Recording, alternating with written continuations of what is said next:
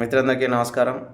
నూతనంగా ఏర్పాటైనటువంటి సర్పంచ్లందరికీ గణతంత్ర దినోత్సవ శుభాకాంక్షలు తెలియజేసుకుంటూ, ఈ గణతంత్ర దినోత్సవానికి ఒక మంచి కార్యక్రమం అంటే రక్తదాన శిబిరం ఏర్పాటు చేసి కొత్త కార్యక్రమానికి శ్రీకారం చుడతారని ఆశిస్తున్నాను.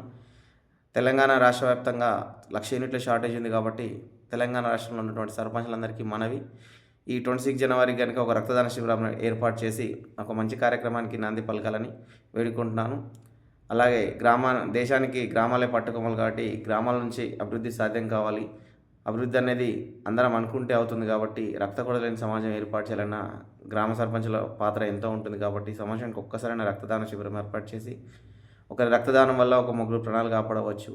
కాబట్టి అలాంటి కార్యక్రమానికి మీ నుంచి ఇది చేయాలని మనస్ఫూర్తిగా కోరుకుంటున్నాను. మీరు కనుక చేయాలనుకుంటే నాకు చెప్తే నేను గవర్నమెంట్ హాస్పిటల్స్ కానీ, ఎన్‌జీఓ బ్లడ్ బ్యాంక్స్ కానీ, మీకు తెలిసిన బ్లడ్ బ్యాంక్స్ ఏమైనా ఉన్నా పిలిపించి ఇప్పించండి.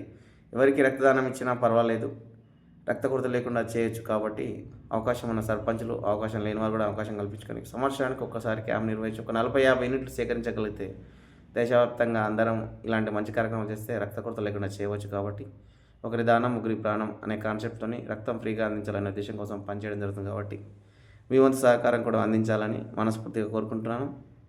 Thank you. మీ అందరివాడు. జై భారత్, జై హింద్. 130 సార్లు రక్తమైన